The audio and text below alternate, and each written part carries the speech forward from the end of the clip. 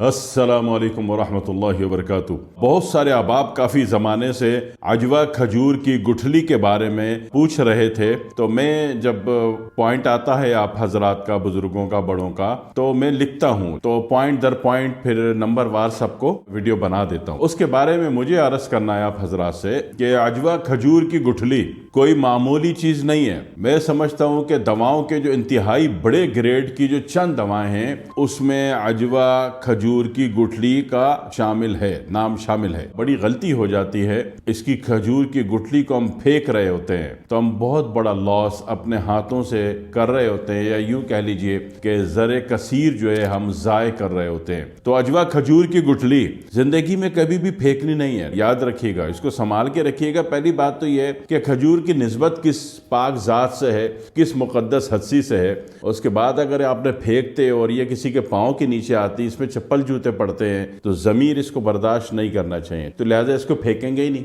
بدتمیزی بد تہذیبی سے بچنے کا طریقہ ہے کہ اس کو پھینکیں گے نہیں، سنبھال کے رکھیں۔ آپ کو نہیں کھانی، کسی ضرورت مند کو دے دیں، اس کی زندگی اللہ بنا دے گا۔ کیسے بنائے گا؟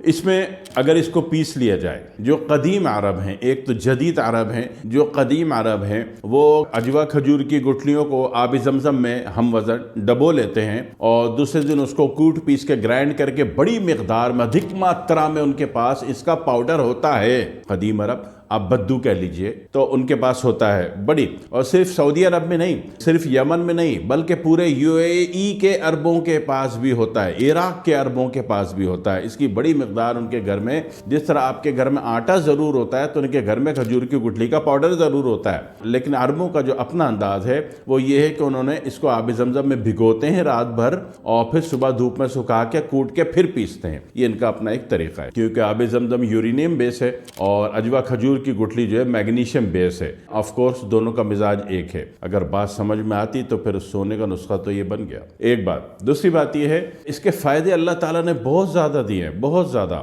دل کے کھولنے میں تو معشور ہے کہ آپ نے سنا ہوگا، پڑھا ہوگا کہ اس کا استعمال ہے دل کے جو وال بلاکیج ہوتی ہے یا آرٹریز بلاکیج ہو جاتی ہیں، دونوں کی صورتوں میں۔ دل کا وال بلاک ہوتا ہے تو معدے کی وجہ سے ہوتا ہے، آرٹریز بلاک ہوتی ہے تو دل کا اپنا فنکشن خراب ہے، اس کی اپنی حرکتیں خراب ہیں۔ تو ہوئی تو خیر آپ کی حرکتوں کی وجہ سے، آپ نے معدے کی بنی ہوئی چیزیں زیادہ کھائی، مٹھائی زیادہ کھائی، ٹھنڈا پانی زیادہ پیا، کھانے کے بعد لیٹ گئے گڑگڑا کر کے، پہلے اپنی حرکتیں صحیح کرو گے تو دل کی حرکتیں ٹھیک ہوں گی جناب علی۔ تو اب دل میں دو باتیں آ رہی ہیں نا، ایک تو یہ کہ اس کے وال بلاک ہو گئے، تو وال بلاک کی وجہ معدہ ہے نیچے سے جو غبارے کی طرح پھول کے دبا رہا ہے تو اس کے وال بند ہو رہے ہیں، اور آرٹریز بلاک ہیں تو وہ بد پرہیزی کا نتیجہ ہے۔ تو ان دونوں حرکتوں کو صحیح کرنے کے لیے اکیلی تن تنا ننھی سی جان عجوہ کھجور کی گٹھلی کا پاؤڈر کافی ہے۔ ایک اور بات آ جائیے، ایک وقت آتا ہے بڑھاپا آ رہا ہے، نماز میں رکعت یاد نہیں آ رہی کہ پہلی رکعت میں تو گھر کا حصہ، پہلی بیگم کا حساب کر لیا تھا، دوسری رکعت میں دوسری کا کیا تھا، تیسری رہ گئی تو اچھا تو ابھی تیسری ہوگی، اندازہ ہے،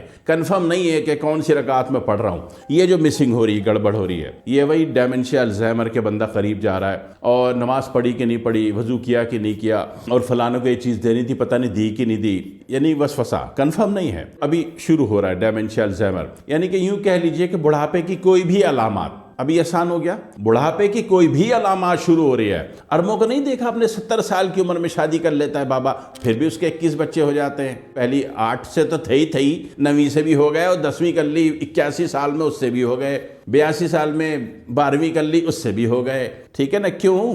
اس لیے کہ وہ مصنوعی دوائیں نہیں کھاتے وہ جناب، ان کے گھر میں آٹے ہی جتنی مقدار میں 10 12 15 کلو عجوہ کھجور کی گٹھلی کا پاؤڈر ہوتا ہے، جی وہ کھاتے ہیں۔ وہ کیسے کھاتے ہیں؟ روزانہ صبح نہار منہ 1 چائے کا چمچ منہ میں رکھا، پاؤڈر اس کا نیم گرم پانی میں حل کر کے پی لیا۔ دوسری بات ہے کہ بہترین غذا ہے۔ تیسری بات یہ کہ آنتوں کو، پیٹ کو، معدے کو، جگر کے سدوں کو خارج کرتا ہے جناب علی۔ اور ایک بات یہ ہے کہ گردوں کو بھی فائدہ دیتا ہے اور پتے کو بھی فائدہ دیتا ہے، اور جو بڑھی ہوئی تلی ہے اس کو بھی سیدھا کر دیتا ہے۔ ایک عجوبہ یہ ہے کہ دماغ میں کانفلیکشن ہے، غیر ضروری ٹریفک آ رہا ہے دماغ میں فزیکلی اعتبار سے، یعنی کہ بلغم آ رہا ہے، کلاٹس آ رہی ہے، خائم مخمد تنگ ہو رہا ہے، یہ اس کو بھی بہتر کرتا ہے۔ اور ایک بات یہ ہے کہ آنکھوں کے لیے بھی فائدہ مند ہے، اور ہڈیوں کو جوڑ جوائنٹ کے لیے بھی فائدہ مند ہے، کمر کے لیے بھی فائدہ مند ہے، جی اس کے لیے بھی فائدہ مند ہے جناب علی۔ ہاں سمجھ تو آ رہی ہے نا، اس کے لیے بھی بڑا فائدہ مند ہے۔ تبھی تو 81 سال کا بابا 12ویں شادی کر لیتا ہے، پھر بھی 21 بچے ہو جاتے ہیں، کچھ سمجھ میں آ رہی نہیں آ رہی؟ اگر یہ بات سمجھ میں آ گئی تو آئندہ عجوہ کھجور کی گٹھلی پھینکنے کا پاپ آپ نہیں کریں گے نسبت نبی سے بنائی ہوئی اللہ کی، تو پھر آپ پھینکنے والے ہو کون؟ قدر کریں گے تو اللہ تعالیٰ وہ ساری چیزیں دے دے گا، وہ سارے فائدے دے دے گا کہ گھر کا 12 کلو سونا آپ کا بکنے سے بچ جائے گا، تو سمجھ لو 12 کلو سونا بچا لیا آپ نے، جناب علی جی، بجائے گورکن کے دے کے مرو، گھر والوں کے دے کے مرو نا اگر مرنا ہے تو کب ایسا بچت کا سیونگ یونٹ کب کام کرے گا؟